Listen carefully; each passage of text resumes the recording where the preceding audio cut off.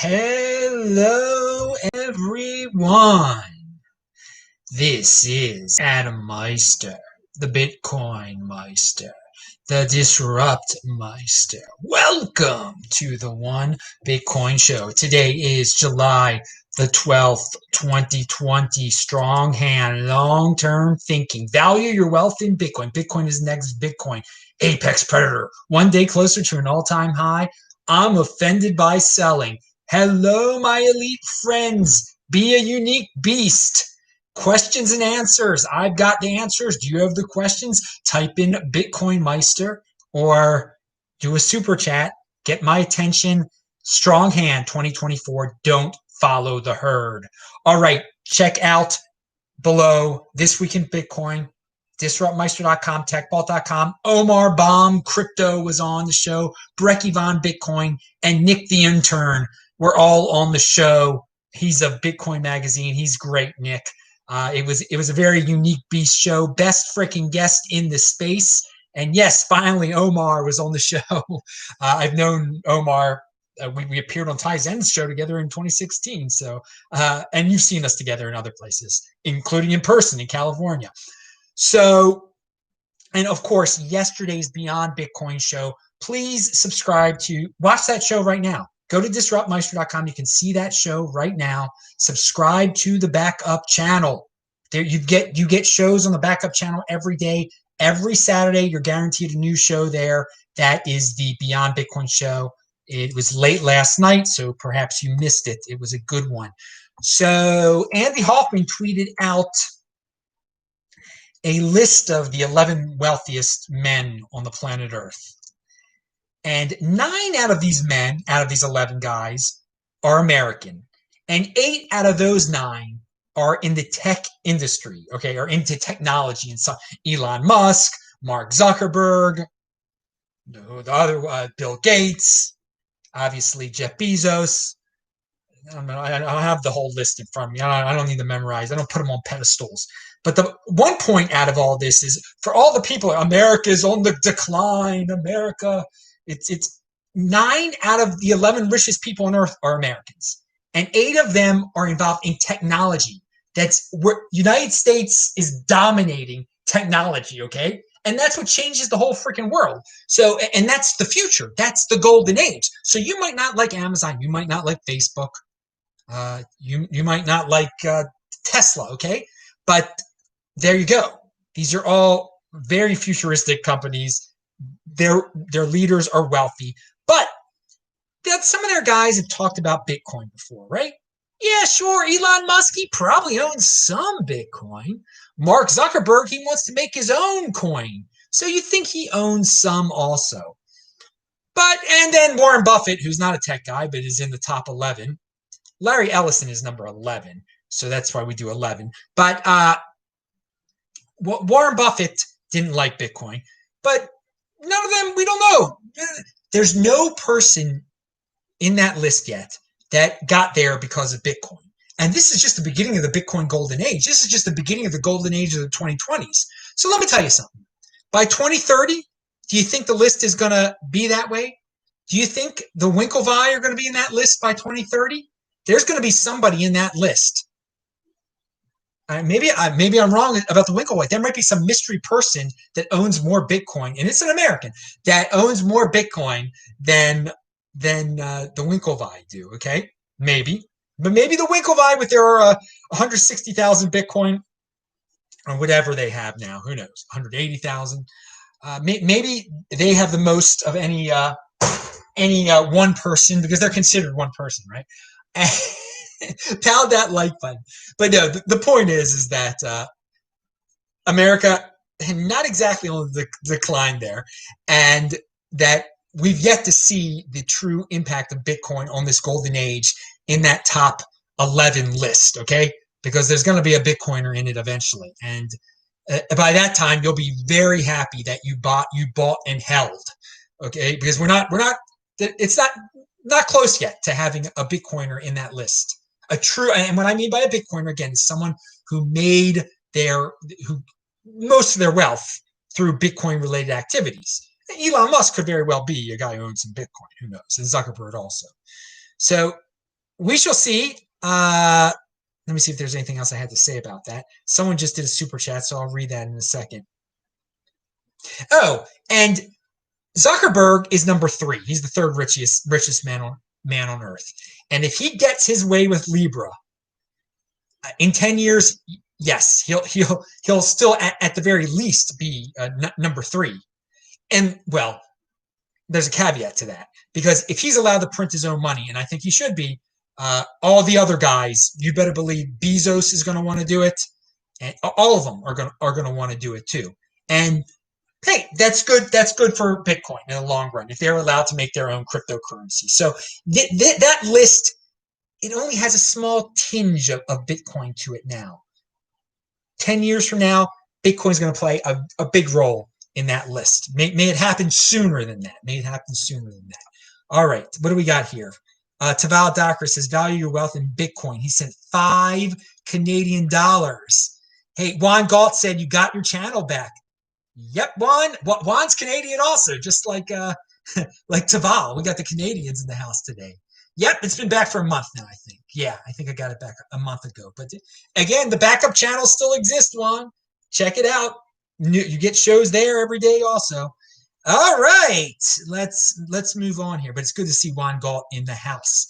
I got to meet Juan Galt in person. Well, he's one of the best guests in the space. He's on my show. He's on the This Week at Bitcoin show, but I did get to hang out with him in Las Vegas back in February at Tone Base's event. That's before everybody freaked out in this world. Oh, but still, my life hasn't changed since then. I hope your life hasn't changed either, and you haven't entered the panic prison, the self-imposed panic prison, due to being a blind worshiper of hysteria. I am, of course, the opposite of that. I am defiant. So my life, it's the same. You know, going from Airbnb to another, enjoying life. All right, and doing a new show every day. Conviction. Chris Berniski. Now, he's a smart dude. I decided to watch Expand. You know, he is an Ethereum guy, okay? To say the least. And I watched the video he was in. I linked to it below. And he says he's very enthusiastic about the Ethereum ecosystem and the DeFi ecosystem. And he uses a lot of buzzwords. He's bought into it. He's really bought into it. And I do not agree with most of what he says. I think a lot of it is, I think it's nonsense, but he makes it seem like it's very sophisticated. And he adds a lot of complications to the DeFi experience that really are not necessary. You can watch the video yourself. That's not really the reason I'm bringing this up. He did say something that was awesome. He compares cryptocurrency to going west back in the 1840s, or when the American pioneers decided, hey, we're going to take a risk. We're going to go west. Some people died on the way, but a lot of them got super filthy rich by going west, okay? There was a lot of innovation. A lot of new businesses came about out on the West Coast. They became much wealthier than they would have by sticking as a tree back in Baltimore and New York and Boston and South Carolina or wherever they were, okay? So migrate to the digital West, he said, and I like that. I thought that was very good. That's what we're doing right now. I already migrated to the digital West. I didn't stick in the traditional real estate or whatever. I was, you know, I had houses and everything. I changed. I didn't just talk the talk either. There are so many guys who say how great Bitcoin is, how great cryptocurrency is. And they do all sorts of technical analysis and write post-grad type of papers. Then they don't own any Bitcoin. That's not migrating to the digital West, okay? That's like the bureaucrat in Boston who wrote about the people who left Massachusetts and how well they were doing in California. He didn't get any gold. What was he? He was just writing papers at Harvard. Okay, so migrate to the digital West. I like that a lot. I like that comparison. So Bill Pulte, I brought him up before. He's definitely a guy who tries to fit into mainstream society. He's giving away a lot of his fortune to buy followers on social media and to fit in with the victims of the world. Okay, that he can do that. He can do whatever he wants to with his money. But sometimes he gives away in Bitcoin. He likes Bitcoin. I am giving away Bitcoin. Why?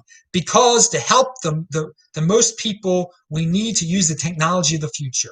Well, that's one thing I can agree on, dude. It is a technology of the future. That's what my whole opening spiel was about when I'm talking about one day a wealthy person, a top 11 person will be a Bitcoiner.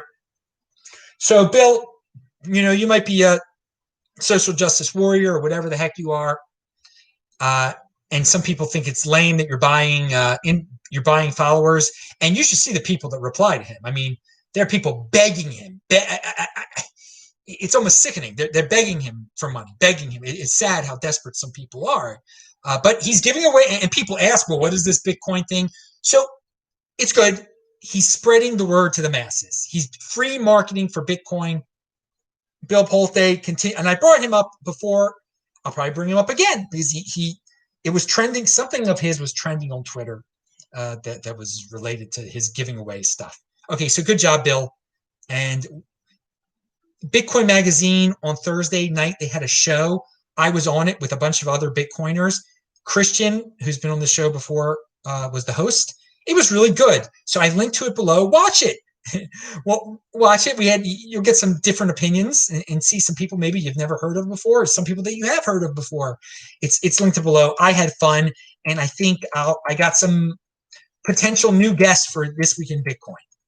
All right, and some of you guys who value your wealth in something other than Bitcoin will probably like two of those guests. But we'll see if I get them on the show now. But they had unique approaches. Those two people. Yeah. Okay. Moving on. Let's talk about Andreas's video here. Unprecedented rules without rulers. So he talks about how we're living in unprecedented times, but there have been unprecedented times before. And I agree. Bitcoin, it is rules without rulers. Okay. I definitely agree with that. It's a true statement, a smart statement. So what are you going to do?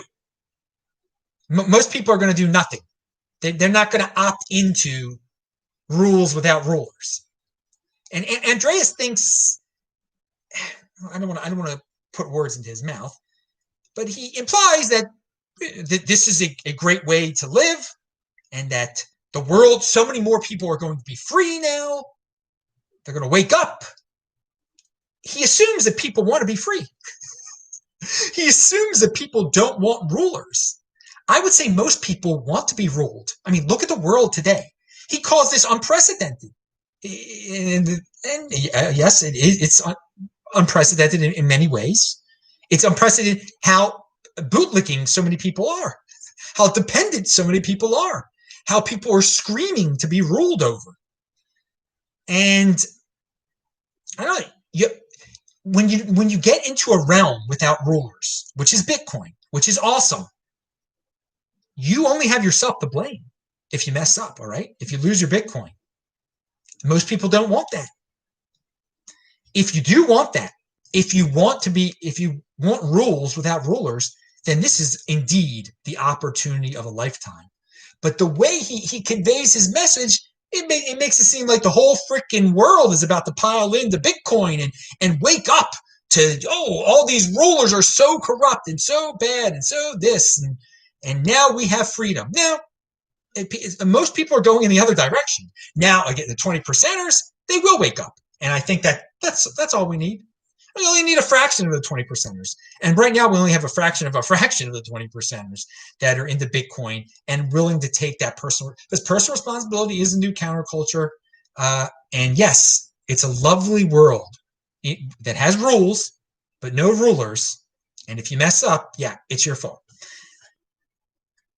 So I noticed when I'm watching this video, so it's a lot of people will just be like, yeah, awesome video, but you got to dig a little deeper than that. Andreas is smart. It's a smart concept, but for me, it wasn't his best video.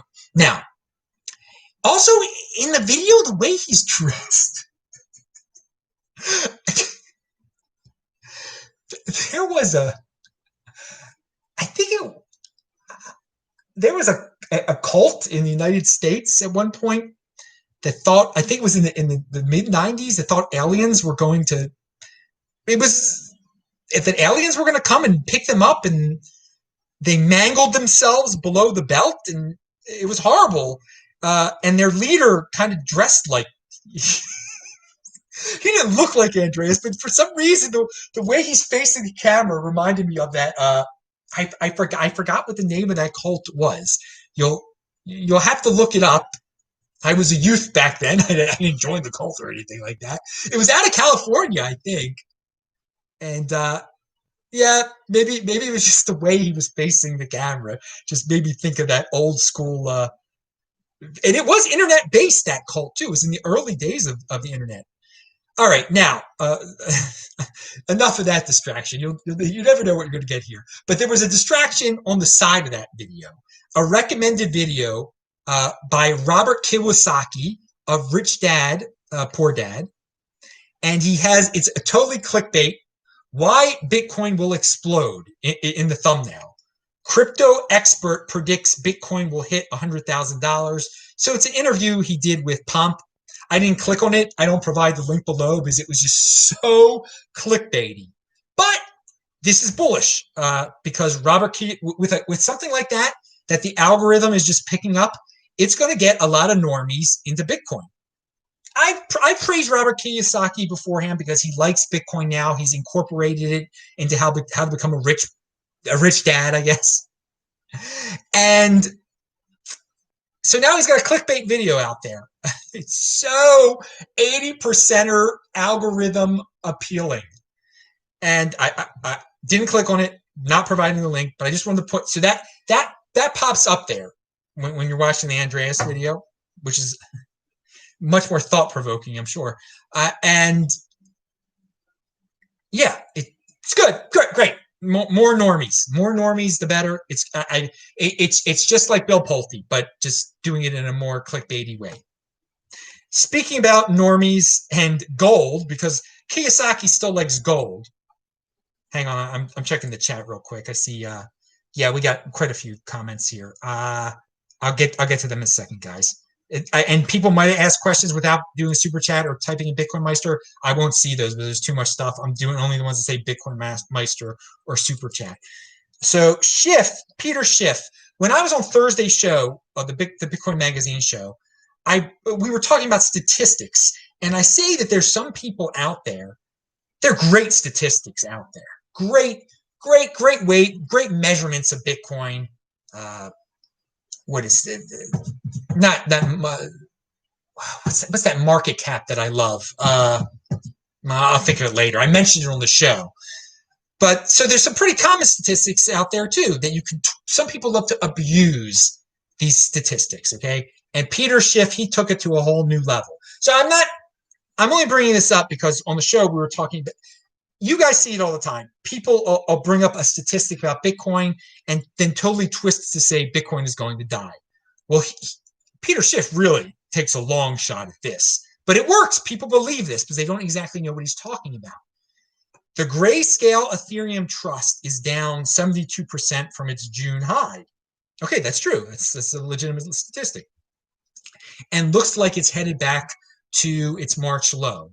If the Grayscale Bitcoin Trust also revisits its March low, that's a 48% drop from there. Now, that's a big if also. The chart pattern doesn't look good for the trust. Drop Bitcoin and buy gold. So he's basically saying the Ethereum Trust is down, so Bitcoin is horrible. Buy gold. Makes no sense at all. It's a real big jump from saying Ethereum Trust is down to Bitcoin is bad, buy gold. But there's plenty of people like, boom, he said a bunch of statistics there. It's things I don't understand. Even if the freaking GBTC was down, that's not Bitcoin either. Both of the Ethereum Trust and GBTC Bitcoin Trust are not Bitcoin at all. All right. So he makes, based on the Ethereum Trust, he makes a prediction about the Bitcoin Trust, which is not Bitcoin, and then he says drop Bitcoin. I mean, if he said Ethereum Trust is down, that makes me think the Bitcoin Trust is going to go down. You shouldn't own the GBTC. That would be more legitimate, although it still would not be true because the Ethereum Trust was way overvalued, way overvalued. But hey, don't value your wealth in those trusts or in gold. Value it in Bitcoin. Don't value it in Peter Schiff. And I almost said a bad word there, didn't I? Pound that like button. IRS. Okay, no. This is the Block Crypto has an article. Coinbase is selling blockchain analytics software to the U.S. Secret Service. That sounds pretty bad. We already knew that Coinbase developed analytic software that they wanted to sell to the IRS and the DEA. Well, they actually sold it to the Secret Service. It uses publicly available information, okay? Coinbase, this is how they compete. This is how they make money. They're going to go public. When they go public, it'll be good for Bitcoin. Would I run a business that got government contracts? No, I would not want to be involved in such a business. Would I be in a business that would help the government, a snitch related type of business? Would I be? No, I would not. I would not be involved in such a thing at all. But hey, Coinbase can do what they want to do. It's now a matter of public record that they have a deal with the Secret Service, which is a government agency. So putting that out there, we knew again they wanted to be involved. They developed this analytics software for agencies, for groups like the freaking IRS and the DEA to help them track people who were not being good little compliant people. All right, so that's the latest. I still know that Coinbase, when they go public, it will be a good thing. It will be a good thing for the space. He can run his business any way he wants to run his darn business, and people are in a society of free speech, we can have an open debate about it, and people can ripple on Coinbase as much as they want to. Also, that's their prerogative. And okay, let me go to the question. Sorry about that. Okay, I'm not someone.